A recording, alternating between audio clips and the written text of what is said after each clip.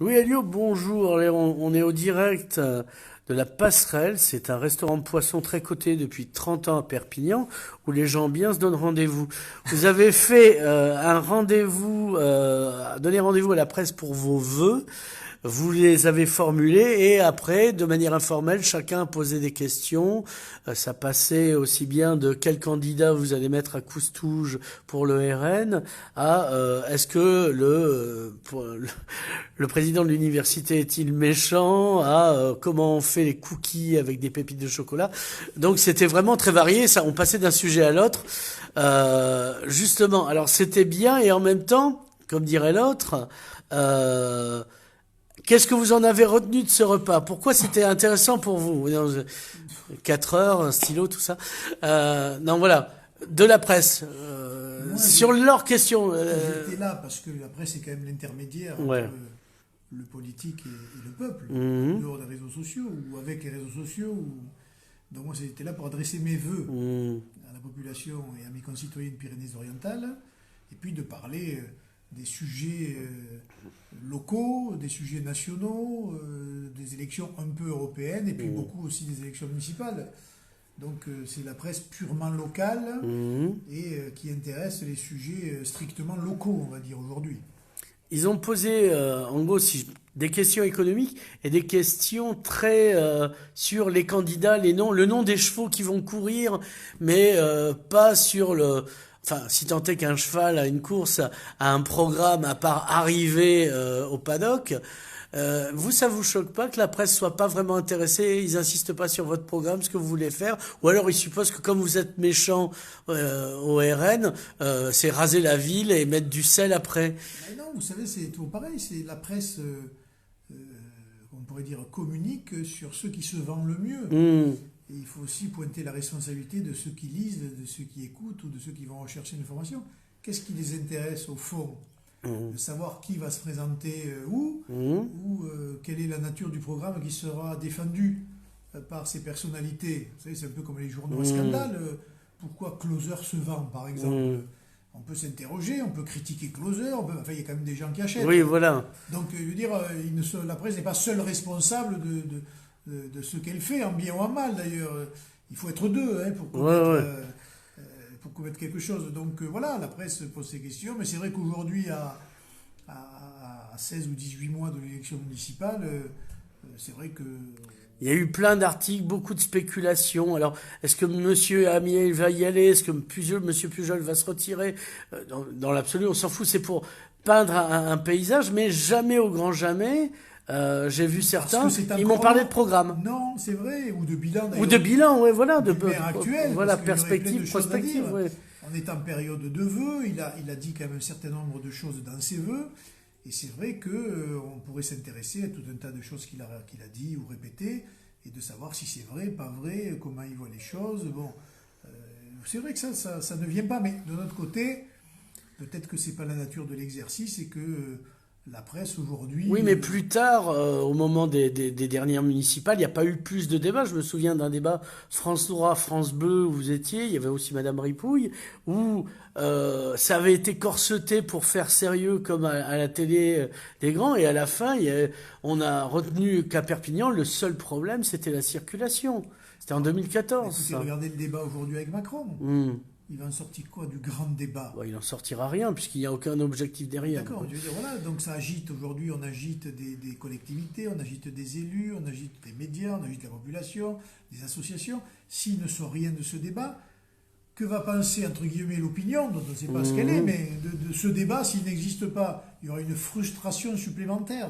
Est-ce que si vous aviez tenu à cette table un discours sur, par exemple, mon ambition en tant que maire de travailler avec l'université ou ma relation avec la Catalogne, sauf un discours sentimental, vous pensez que ça les aurait intéressés? Oui, mais c'est pas le moment, en fait. Oui, mais À un moment au donné, municipal dernière, c'était pas le moment non plus. oui, mais Donc, là, si vous voulez, la municipale, elle va se jouer après les européennes. On va rentrer petit à petit dans le vif du débat après. Et c'est vrai qu'aujourd'hui, on est un peu dans un no man's land. On ne sait pas très bien quelle est la nature du débat, les idées qui vont être défendues. Alors, les personnalités, ça intéresse les médias locaux de savoir qui mènera la liste où. Mais c'est vrai que on est tellement loin de l'échéance qu'en fait, tout ce qu'on a pu dire aujourd'hui, peut-être on ne se vérifiera pas demain. La seule chose qui est vérifiée aujourd'hui, c'est le bilan du président de la République, avec les conséquences que l'on connaît aujourd'hui dans l'immédiat. Ça, on peut vous en parler, et malheureusement, au détriment des plus modestes de nos concitoyens. Alors, moi j'entends souvent me dire, le Front National a un boulevard. Alors j'ai regardé dans tout le plan de la ville, j'ai pas vu de boulevard au nom du Front National, enfin du RN, du Rassemblement National d'une part, et d'autre part, je pense pas alors parce qu'ils évoquent ça sur un enjeu, mais moi j'ai l'impression que la peur du Front National et de l'arrivée, c'est un peu comme l'homosexualité refoulée, c'est une espèce de désir secret qu'il arrive, sans vouloir avouer qu'on en a envie. Où on joue à se faire peur. Ils ont passé la présidentielle à faire peur en disant oh là là, vous vous rendez compte, c'est affreux. Si Marine Le Pen arrive aux affaires, ça va être le chaos. Le chaos, les gens dans la rue. Oui. Alors que, oh, Dieu merci, avec Macron, c'est pas le cas. Qui a gagné la présidentielle, je me suis trompé alors. Oui. Ah, c'est M. Macron, et c'est vrai que les chars sont dans la rue, enfin, blindés, et on voit bien tout ce qui se passe. Donc on voit bien que tout ça ne veut plus rien dire, et qu'on fait peur aux gens pour faire peur. Mais que derrière ce discours-là, eh bien, il y a des idées qui s'affrontent et un vieux système qui tente de se sauver parce qu'il est aux abois et parce qu'il ne procure plus aucun avantage aux concitoyens ou aux citoyens qui votent pour lui. On est vraiment dans une période de transition. Alors, on nous dit aussi, de manière générale, si, comme en Grèce, Syriza, c'était la gauche, etc. Je vous compare pas à la gauche grecque, hein. Mais et voyez, quand ils ont été élus, l'Union européenne leur a tordu le cou. Et bon, ils ont fait ce on leur a fait. Ils ont fait là où on leur a dit de faire. Si le Front National, le Rassemblement National, excusez-moi, ou la France Insoumise triomphait, est-ce que il se passerait pas la même chose? On dirait on va voir en Allemagne. Il y a le programme que tu dois mettre en place qui se passe. Écoutez, c'est quand même la deuxième puissance de l'Europe, hein. Encore un peu. Donc, je Parler de la France. Oui, ça n'aurait pas les mêmes effets que malheureusement pour les Grecs, avec la Grèce, avec un certain nombre de dirigeants qui ont, abdiqué toute velléité de contestation ou de résistance. L'autre exemple qu'on pourrait donner aujourd'hui, c'est quand même l'Italie. Parce que malgré quelques concessions... oui, parce que finalement, leur budget, voilà. L'exercice du pouvoir, on peut dire qu'on peut quand même résister un peu à l'Union européenne et qu'on peut engager un bras de fer si vraiment on en a les moyens. L'Italie a un peu les moyens de le faire. On voit bien que c'est pas aussi facile que ça. Donc, je veux dire, la politique, c'est aussi une affaire de discussion, de dialogue, de compromis, aussi de courage. Mais je pense que nous aurions, nous, beaucoup plus de courage à imposer une autre manière de pratiquer l'Europe à Bruxelles que n'en ont aujourd'hui nos dirigeants et nos cadres qui ne font qu'une chose, c'est que de suivre aveuglément la feuille de route de Bruxelles, et même pire que ça, quand vous voyez M. Moscovici, qui a été quand même l'un des pires ministres de l'économie française.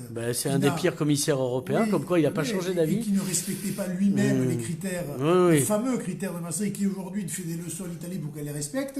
Comment vous voulez avoir, j'allais dire, du respect pour cette manière de faire l'Europe et de pratiquer l'Europe? Ça n'existe pas. L'Union européenne, aujourd'hui, elle est morte. Voilà, il faut en changer. Changeons de modèle. Et peut-être que demain, effectivement, les gens seront plus enclins à parler d'Europe, mais fraternelle, coopérative, dans le respect des identités et des indépendances. Alors, parce que vous avez été député européen et vous avez constaté que ça sert à quoi un député européen? Est-ce que le Parlement a un vrai poids, puisque le Parlement européen est à la fois à Bruxelles et à Strasbourg, et que faut dire, les lobbies sont jamais trop loin. Enfin, il pourrait avoir un poids institutionnel si au Parlement européen s'exprimait directement la voix des peuples et des nations contre les lobbies, contre le tout économique. Mais aujourd'hui, la plupart des groupes sont inféodés à l'idéologie dominante, qui est une idéologie mondialiste, ultralibérale, et qui, finalement, j'allais dire, s'accommode très bien d'un certain nombre de groupes de pression économique qui font la politique. Et les intérêts des peuples et des États, ça passe au second plan. C'est précisément ce qu'il ne faut pas faire. On devrait mettre l'intérêt des peuples et des États avant de regarder les intérêts économiques de quelques grands groupes mondiaux notamment financiers, qui font la pluie et le beau temps. Mais ça n'a pas tellement changé. Si je m'en tiens au Ça film, changera pas, là. le président dialogué par Audiard et Gabin en acteur, où il y a une des scènes finales où il explique que c'est plus qu'un conseil d'administration, il n'y a plus de politique. Mais malheureusement, mais c'est pour ça, à mon avis, que les gens sont désenchantés de la politique et qu'ils se retrouvent avec des gilets jaunes dans la rue en contestant le modèle. On leur a trop menti, on leur en a trop fait, voilà. Toutes les promesses qui ont été faites n'ont été jamais tenues. Et en plus, on s'aperçoit que depuis que cette Union européenne a pris le dessus sur les institutions démocratiques, la parole des élus de la République ne vaut rien, pratiquement, puisqu'au-dessus d'eux, il y a des gens qui décident. Donc il ne faut pas s'étonner qu'à un moment donné, le peuple dise, bon, maintenant on va se ressaisir du pouvoir et on va le prendre par la rue. Alors justement, vous seriez pour des mandats impératifs qui obligeraient les élus à appliquer ce qu'il y a, ou eh bien plus de démocratie directe, Oui, mais ça, l'un et n'empêche pas quasiment l'autre. autogestion. Mais Oui, bon, mais c'est mon non, côté non, c'est pas anarchiste ça. là qui parle. Plus il y a un lien de démocratie directe, et j'allais dire, et moins, plus il y a de mandats impératifs. Si vous posez une question au peuple, comme ça par hasard, oui ou non, voulez-vous la Constitution européenne? Oui.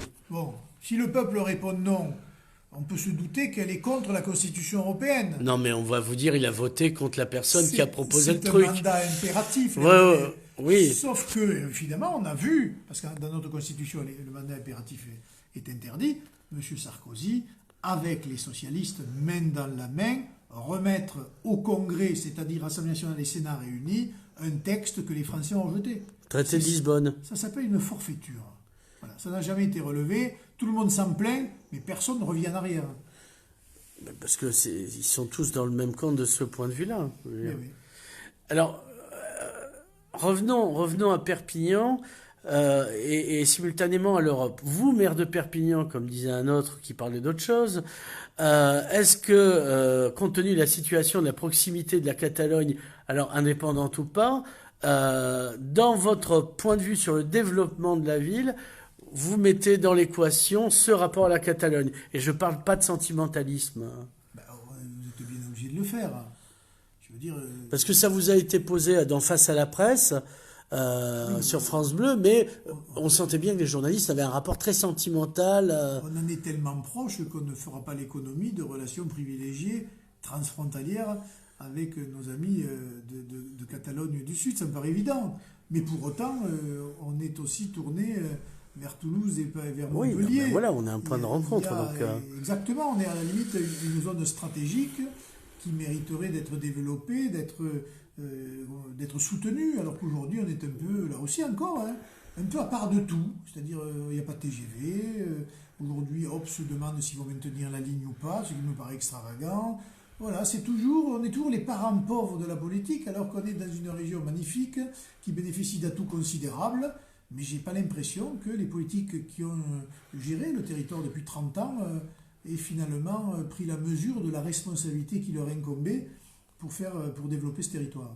Est-ce que vous avez des contacts en Catalogne Sud, justement, par exemple, un maire de Gérone? Valls, non. Non. Ni avec Bachir. Non, c'était un mauvais jeu de mots sur un film israélien magnifique, d'ailleurs, Valls avec Bachir. Donc, avec la Catalogne, vous discutez, je sais que vous y allez.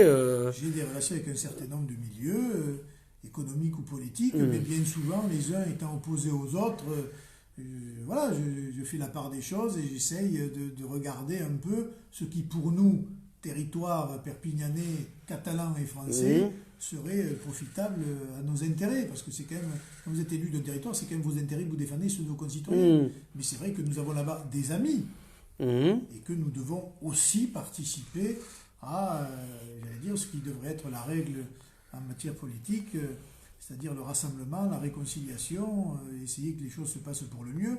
Malheureusement, aujourd'hui en Catalogne, on ne peut pas dire que ce soit cette option qui ait été prise. Ben là, on est un peu à l'état de stagnation. C'est ça. On attend la fin du procès pour savoir s'ils resteront là où ils étaient ou pas. Donc, le transport, est-ce que l'intérêt du département, au-delà du TGV, c'est pas qu'on... Il y avait... Le TGV, c'est un symbole. Oui, mais le train en général, oui. Regardez, on fait quand même une gare TGV où il n'y a pas de TGV. C'est quand même une première. Non, c'est normal. C'est la gare de Dali, donc c'est surréaliste. Non, mais oui, c'est exactement ça. Donc, Pour une fois, on est cohérent. Et apparemment, il n'y aura pas de TGV d'ici 30 ans.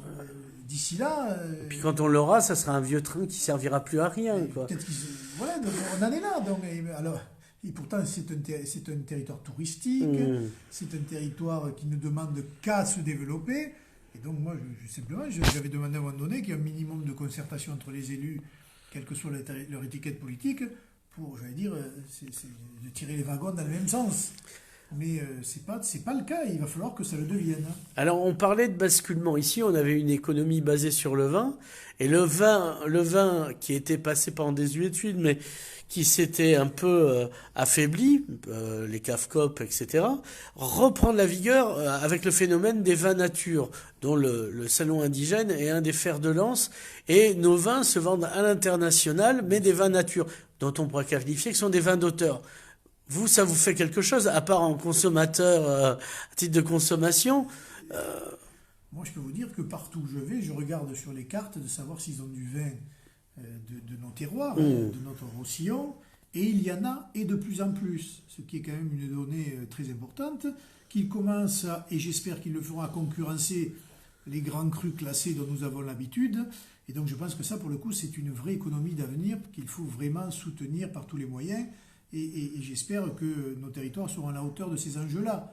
Mais moi, pour avoir rencontré, notamment dans ma circonscription, un certain nombre de producteurs, beaucoup d'efforts sont faits, beaucoup d'investissements, et on voit bien que le travail paye, et les collectivités doivent être tout à fait au soutien de tous ces producteurs, parce que c'est notre image de marque, et c'est une partie de notre économie, en plus du tourisme et du reste. Et donc, à propos d'économie, vous, maire de Perpignan, comme je vous le dis depuis qu'on se connaît et que je vous interviewe, vous êtes le méchant, donc la culture, vous en avez rien à foutre. Vous pourriez nous surprendre en déclarant face à la caméra que vous, maire de Perpignan, vous comptez rouvrir les Beaux-Arts parce que c'est un outil utile, ça n'est pas que des frais, voire des charges. Et moi, j'ai toujours eu, par rapport à la culture, vous savez, je pense que tous les goûts sont dans la nature. Donc, je pense qu'il faut laisser s'exprimer aussi, sauf le très mauvais goût, le provocateur ou l'hors-la-loi. Bon. Mais enfin, la plupart du temps, aujourd'hui, à Perpignan, il y a une offre culturelle de qualité qui pourrait être étendue, qui pourrait être développée. Mais enfin, je trouve que déjà, beaucoup de choses est fait. Beaucoup de choses ici aussi. C'est de l'importation la plupart du temps, ce qu'on fait venir au Théâtre de l'Archipel, au Médiator. C'est pas tant la scène locale qui est mise en valeur. C'est la culture. Bon, oui. On peut effectivement y ajouter une dimension culturelle locale, plus qu'elle ne l'est aujourd'hui, et qu'on devra faire. Et aussi continuer à faire ce qui est fait, parce qu'il faut quand même reconnaître, c'est-à-dire la mise en valeur d'un patrimoine architectural, historique, religieux, militaire, qui quand même fait partie de notre... Parce que c'est une ville frontière et donc on avait les deux. De notre ADN départemental et municipal. Et de ce point de vue-là... Oui, ça, M. Pujol qui a le même discours que vous. D'accord, mais bon, il faut le faire, même si on a le même discours. Il ne faut pas hésiter à le faire. Et peupler, s'il le fait. Et peupler les lieux, peut-être de groupes de gens vivants. J'avais une discussion il y a un certain temps avec François Calvet, et je lui parle de culture, alors il ne sort pas son revolver, et il me dit non, on a payé pour tant d'argent, tant de millions pour un bâtiment. Je lui dis mais vous sortez pas votre revolver, vous sortez votre bétonnière, mais quand est-ce que vous investirez dans de l'humain? Et je citais Nantes et le Royal de Luxe, qui est la fameuse troupe de théâtre avec ses géants, etc., et qui fait à l'international la gloire de Nantes, et plus de choses ça maintenant viendra, parce qu'il y a des gens qui ont des idées, on voit bien qu'il y a des propositions, il faudra... Voilà, je pense que le potentiel d'innovation et de création, il est ici. Maintenant, voilà, il ne faut pas avoir d'a priori, il ne faut pas avoir d'idées fixes, je pense que c'est à créer, on part de tellement bas, j'allais dire, tout ce qu'on pourra faire en plus et au bénéfice de Perpignan sera un plus, même si vous aurez toujours des oppositions qui n'aiment pas, moi je n'aime pas tout de ce qui se fait, mais je considère qu'il y a toujours un public pour ça, et donc on doit en tenir compte. Parce que sinon, vous gérez ça... Donc vous parliez déjà d'un festival transitant, si j'ose dire, pas transsexuel, mais de toute la communauté tzigane. C'était dans mon programme la dernière fois. J'imaginais moi un grand festival des musiques gitanes, la rumba catalane, un festival international qui fasse venir des groupes du monde entier. Et je suis persuadé que c'est une musique qui est aimée de nos concitoyens, de la France entière, que ça ferait venir du monde et ce serait un élément je vais dire, majeur de l'animation de la ville pour l'été, pourquoi pas l'été, en plus de visa pour image et en plus de tout ce qui peut se faire l'été d'animation en matière culturelle et en matière artistique. Voilà, il manque voilà, un grand festival et ce festival, on a la chance de pouvoir l'associer à une culture qui est de chez nous. Ce serait quand même incroyable qu'on ne le fasse pas. Alors, qu'est-ce qu'il faut vous souhaiter pour 2019? Pour 2020, j'ai une idée, mais 2019, en attendant, à part du pain, du beurre et de la confiture au petit déjeuner? Tout est rien, que les choses se passent pour le mieux et que les Français, j'allais dire, se parlent un peu plus que ce qu'ils font et éviter tout ce qu'on peut voir quelquefois qui n'augure rien de bon pour l'avenir. Voilà. Et j'espère qu'enfin les gouvernements s'occuperont de ceux qui aujourd'hui ont les plus grandes difficultés à vivre. Parce que quand on fait de la politique, on s'occupe en priorité de ceux-là. Ceux qui n'ont pas besoin de l'action publique pour vivre. C'est le président de la République qui le disait, les riches n'ont pas besoin d'État. Oui, d'accord, sauf que pour l'instant, sa politique, elle s'est faite au bénéfice de cela et pas du reste. Louis Alliot, merci. Merci.